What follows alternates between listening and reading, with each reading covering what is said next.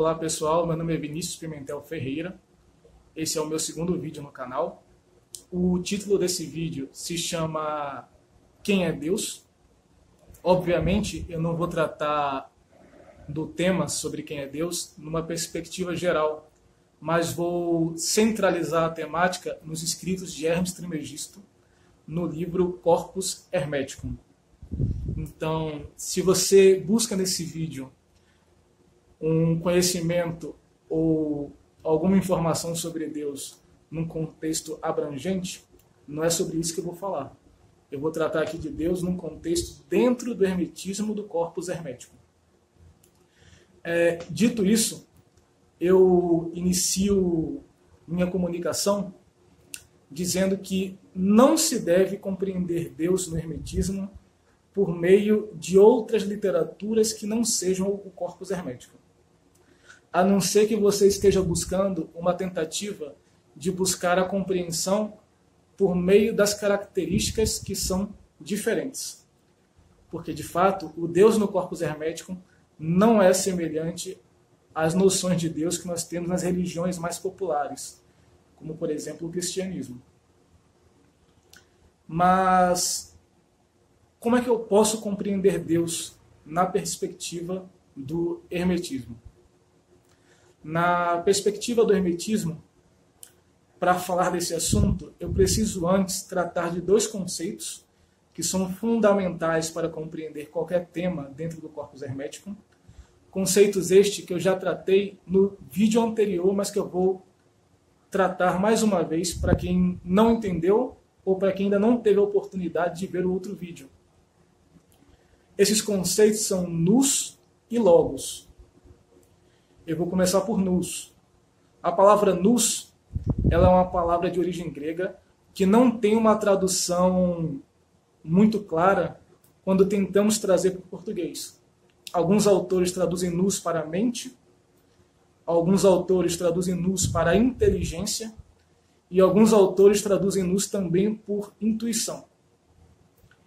Nenhuma dessas três traduções dão conta de explicar o que é o nous. Então, eu vou tentar explicar o nous, dar exemplos, etc., na tentativa de tornar o conceito mais claro. Nous, na perspectiva do Corpus Hermeticum, é a faculdade humana de compreender o divino. Essa faculdade, ela não é racional. Essa faculdade, ela não é emocional tampouco.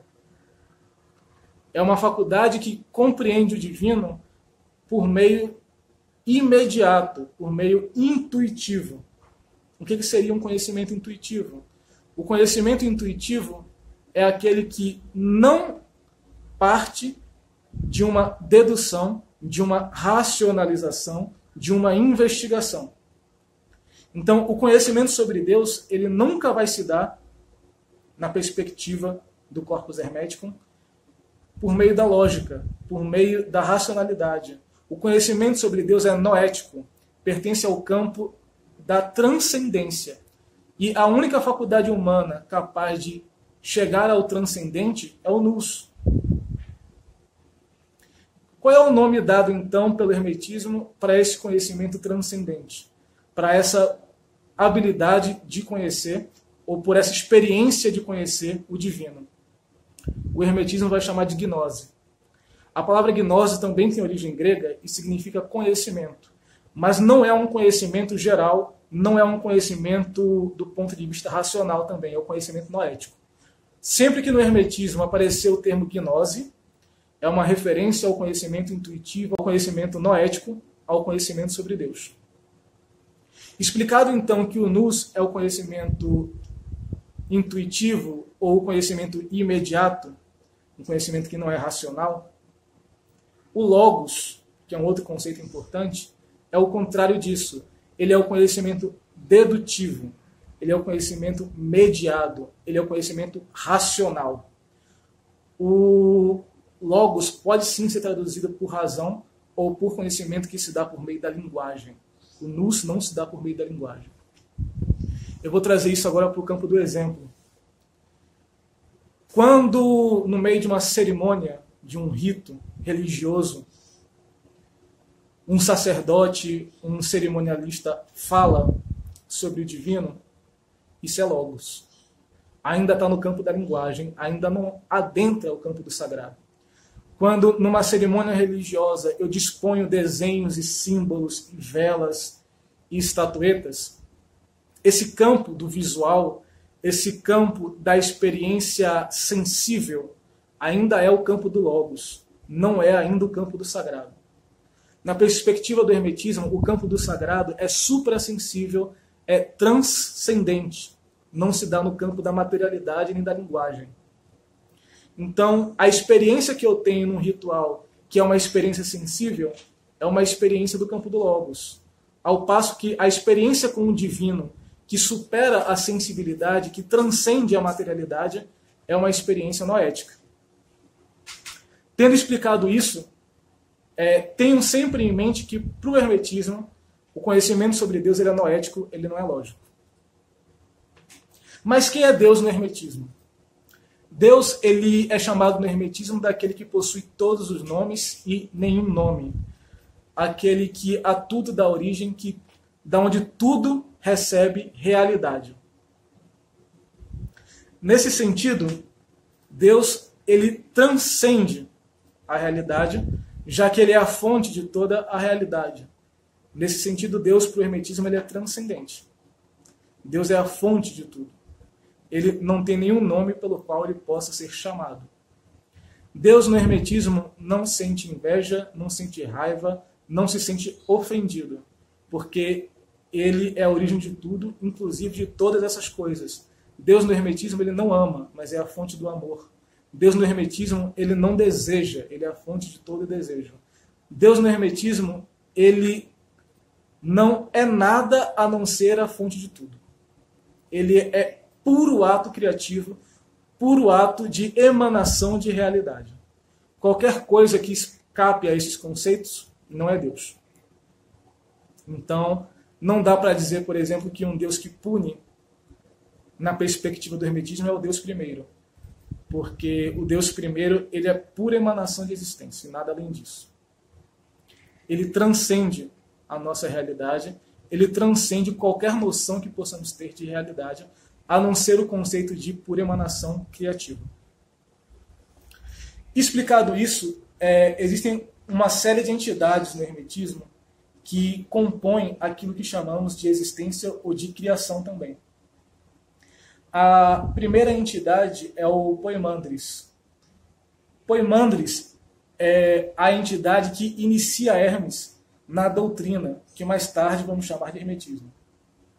Lembrando sempre que eu parto de uma perspectiva alegórica. Eu não penso os mitos do hermetismo como mitos históricos materiais, mas como mitos alegóricos, como alegorias, como aquilo que tenta trazer uma perspectiva de mundo por meio do símbolo. Eu não paro no símbolo, eu tento ir para além do símbolo, transcender o símbolo.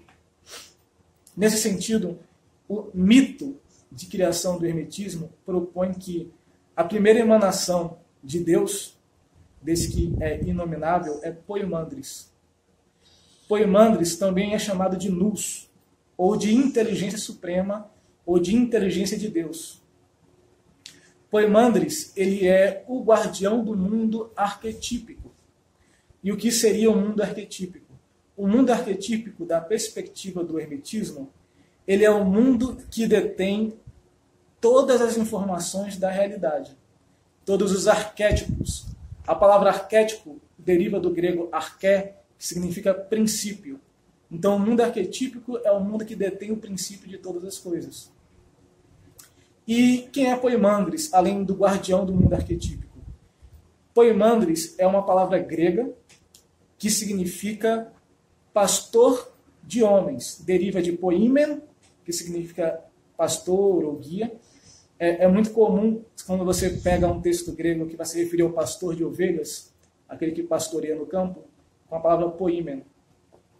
E andres significa homens, humanidade, pessoas, etc. Então, quando Hermes está no primeiro livro do Corpus Hermético, meditando, pensando sobre a natureza divina, sobre o ser, sobre a seidade, uma entidade se apresenta para ele e Hermes pergunta: tu quem és? E ele responde: Eu sou Poimandres, eu sou o pastor de homens, o Nous da soberania absoluta. Eu sou a inteligência de Deus, eu sou o grande Nous. Eu sou a faculdade geral de conhecimento do divino. Eu sou aquele que abre as portas da gnose, o grande iniciador. Esse é Poimandres. E Poimandres revela a Hermes a criação do universo. Ele revela a Hermes a criação do mundo. E como é que se dá essa criação? Poimandres fala, eu sou a luz, serena e alegre, porque tudo aquilo que é divino é necessariamente agradável. E em contraste à luz havia a escuridão, tenebrosa, terrível, que é aquilo que se afasta em última instância do divino, é a escuridão. O divino é a luz, a escuridão, as trevas é a materialidade. Essa materialidade que é mostrado a Hermes, ela é indistinta. Outro conceito importante para se compreender hermetismo, que é o conceito de distinção e indistinção. O que é o distinto? O distinto, como o próprio nome já diz, é aquilo que eu posso apreender. A natureza sombria, a treva, ela é chamada no hermetismo de indistinto, de caos, daquilo que não possui distinção, que não pode ser apreendido. Esse caos primeiro, essa natureza primeira, é também chamado de natureza úmida, como se fosse uma lama escura da qual você não consegue apreender nada além da homogeneidade, além daquilo que não tem, como eu já disse, distinção. No hermetismo diz que Poimandres, que é essa luz, ele arremessa a luz contra a escuridão e a escuridão ganha distinção. Então qual é o papel do Nous, já que Poimandres é o Nous? Entendendo aqui a alegoria do corpus hermético. Qual é o papel da inteligência? Qual é o papel do Nous? Transformar as trevas, transformar a homogeneidade em algo claro, em algo distinto. A capacidade, então, noética, a capacidade da gnose, é a capacidade humana de aprender a verdade, de lançar a luz sobre as trevas, de lançar o conhecimento sobre a ignorância. Dito isso, começa então o processo no corpus hermético de criação do mundo. Quando as trevas se tornam iluminadas, surge o Logos, surge a linguagem, surge a razão. Nasce então a capacidade humana de não só lançar a luz sobre a escuridão, de lançar o conhecimento sobre o cognoscível, de transformar o incompreendido em compreendido.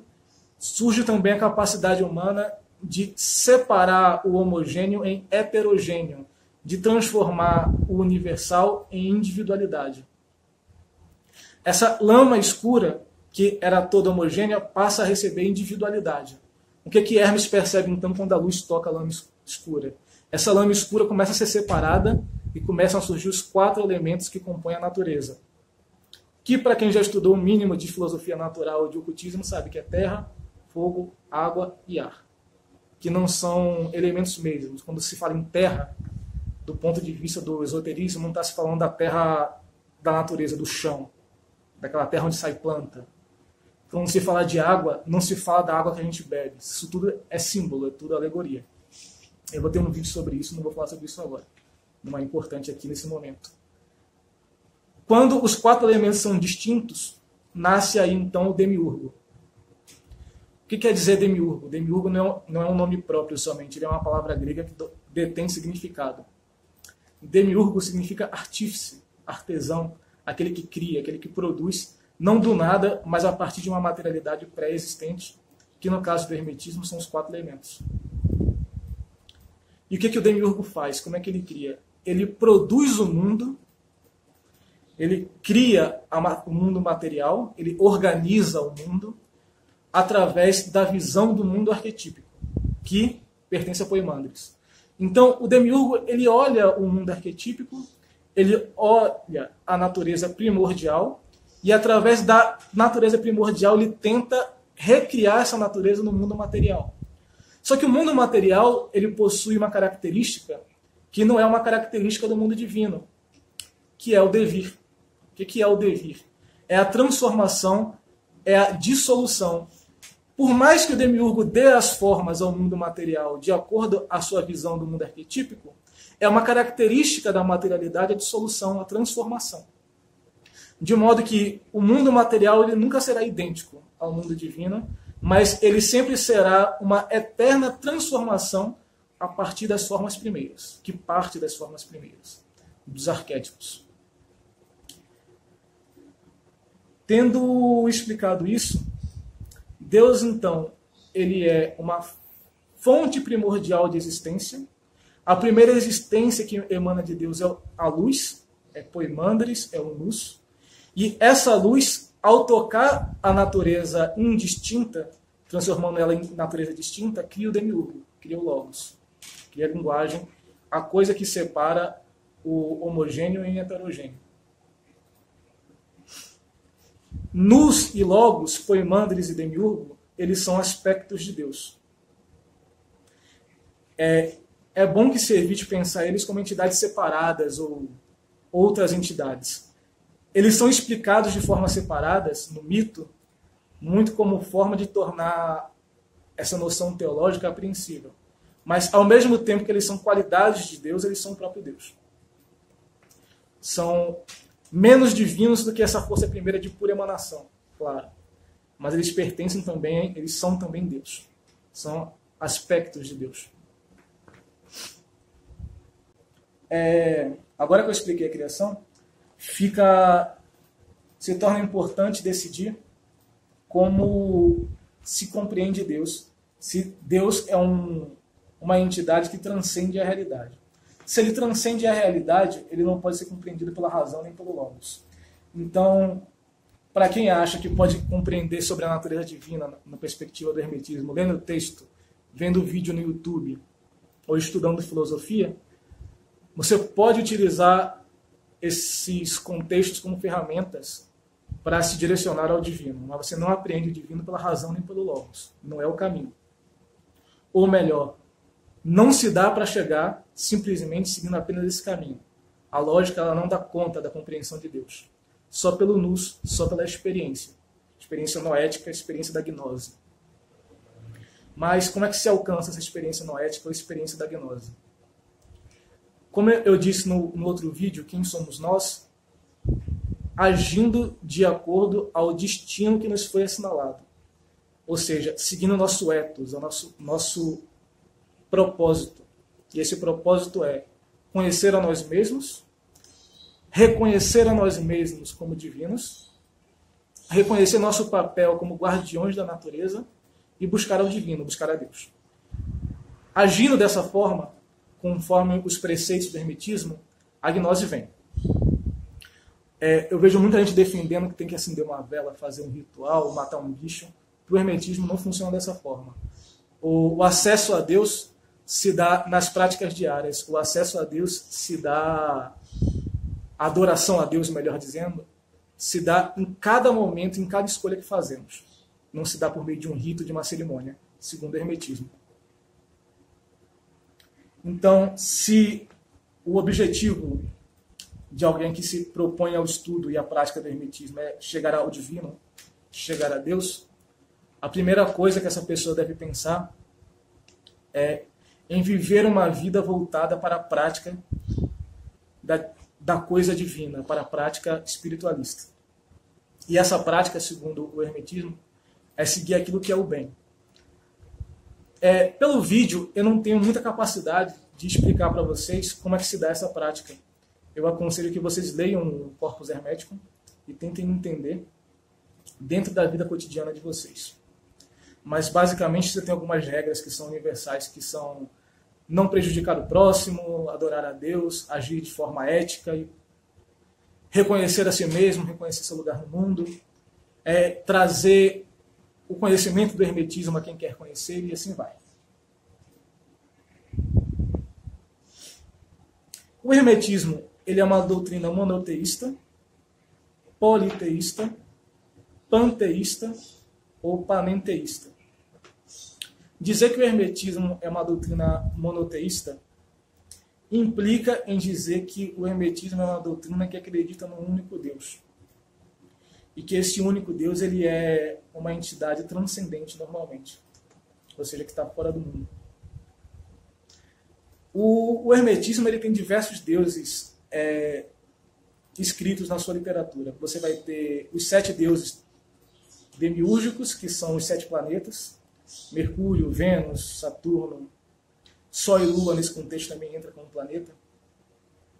E eles são considerados deuses. Você vai ter o Poimandres, você vai ter o Demiurgo, você vai ter os daimons, uma infinidade de daimons que vão estar sujeitos a esses 7 planetas. Daimons bons e daimons maus, que na doutrina medieval vão ser chamados de espíritos ou inteligências. Aqui no hermetismo ele chama de daimon somente para os dois. Que pode ser um eudaimon e um capodaimon.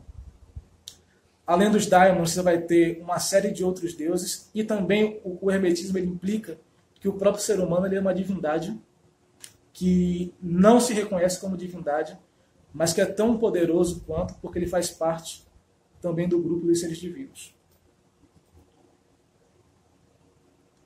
Nesse sentido, é complicado pensar o hermetismo como monoteísta, porque ele tem uma série de divindades. Normalmente, quem defende o hermetismo como monoteísmo defende muito acertadamente que é pelo fato de que todas as divindades, inclusive nós, somos aspectos de Deus. Então, eu não vou dizer que o hermetismo é monoteísta, nem que não é monoteísta. Eu vou deixar a cargo do ouvinte. Dizer que ele é politeísta parte também desse princípio de ter várias divindades descritas na obra. O hermetismo não condena a adoração de outras divindades. Pelo contrário, ele diz que a adoração a qualquer divindade é em si mesma uma prática de adoração ao divino e aproxima o sujeito do Deus primeiro, cuja única forma de adorar realmente é sendo bom, como eu já expliquei anteriormente. Se o hermetismo é panteísta, dizer que o hermetismo é panteísta quer dizer que Deus é tudo e tudo é Deus, trazendo Deus aqui para a materialidade e tirando Deus de um aspecto transcendente. Não dá conta do hermetismo, porque o hermetismo ele deixa bem claro o aspecto de um Deus transcendente, um Deus que ele está acima da realidade material. E dizer que Deus é panenteísta, que é a corrente que pessoalmente eu aprovo, que é a corrente que eu sigo dentro do hermetismo, é dizer que Deus é ao mesmo tempo transcendente e imanente. É dizer que ao mesmo tempo Deus ele transcende a realidade material, mas toda a realidade material, de algum modo, possui emanações do divino, possui um toque do divino. Ou seja, Deus não é a materialidade, mas ele está em toda a materialidade. Ao mesmo tempo que ele é acima da materialidade. Então ele é transcendente e imanente. Essa é a perspectiva que eu sigo, que é a perspectiva panenteísta. E explicado isso, eu acredito que já tenha falado o suficiente sobre a natureza divina. Se você tiver algum comentário para o vídeo, algum pedido para um próximo tema, embora eu já tenha um tema em mente, deixa nos comentários, manda por e-mail, eu vou deixar o e-mail aqui embaixo. Qualquer coisa também pode mandar um e-mail para tirar dúvidas sobre o vídeo que já foi feito. Eu não tenho problema nenhum em tirar dúvidas, tá bem? Muito obrigado, deixe seu like e compartilhe o vídeo, vai ajudar muito ao canal. Tchau, tchau.